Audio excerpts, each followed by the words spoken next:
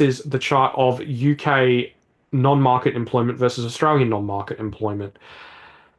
Now, there's a number of different ways to look at this, but I chose this way because I thought it was the most fair.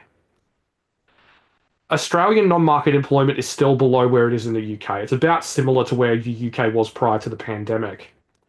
But Australia's non-market employment has risen from a much lower base.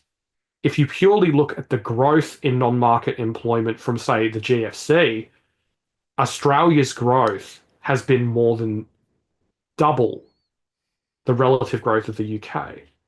So while the UK is in a much worse spot than us in aggregate, in terms of the level of deterioration that has been seen in Australia, has been seen, I should say, Australia takes the cake. And it takes the cake in a rather substantial way. It's also the fact that if you look at the trajectory of the UK, it was flat for a relatively long time following the era of austerity. Whereas in Australia, the trend has not been anything but up since the financial crisis. Yeah, and it would be very interesting to just mark on the chart there when NDIS started and what proportion of the non-market jobs is NDIS specific, because I think that's a very large element in the total picture. It's not the total picture, but it's a very large element in the total picture in Australia. Oh, definitely. And I think the problem is it's a challenging thing to quantify because one, they don't really make a big song and dance about the NDIS jobs in actual data. You get Mm. the big thing from Short saying it's now employing 500,000 people. Aren't we fantastic? And no, no, it's not. But yeah, no, it is something that I would like to look into because part of the problem is that it's very difficult to strip out the impact of the shift from state-based services and the changeover to federal services. If someone has any insight on this or any data, please let us know in the comments below because I think Martin and I would both like to very much look into that. Yeah, and I'll just add one other point. The other interesting thing, and what's been driving a lot of the activity in the UK, the greater proportion of young people who are now on special programs and need special help. It's about 15% of youngsters in the UK are now needing specific help.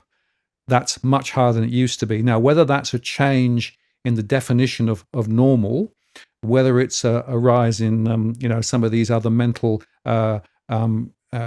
problems which are now being recognised more early, I don't know.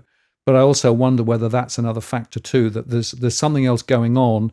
Are more younger people dealing with more issues than they used to, both physical and mental issues?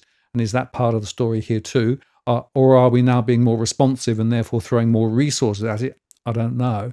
But there's a whole bunch of questions below this sort of picture, which is really, really important to try and understand. Because I'm of always the belief that we should be providing a level of support for people who really need it. But then the question is the level of support appropriate? And also, are all the people who need it getting it, but are also people who don't need it getting it? And I think that's part of a much bigger story.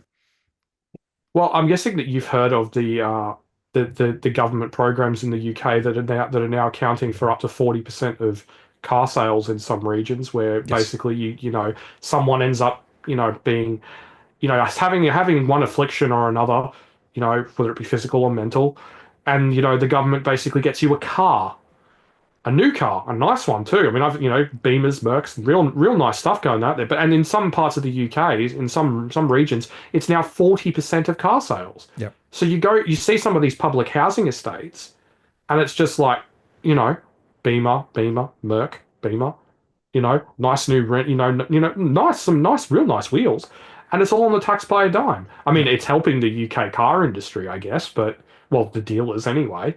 But it's just an astounding waste of money.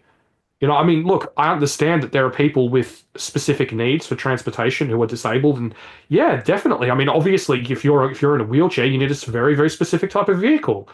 But I mean, there's been some stories where it's like, oh, this person's bipolar and they've got a vehicle, and it's like, well, all right. I mean, and it's just a bit ridiculous. But I mean, to be completely fair to the Brits, it's not like I haven't heard similarly ridiculous things from NDIS providers. To be Mm. completely fair. No.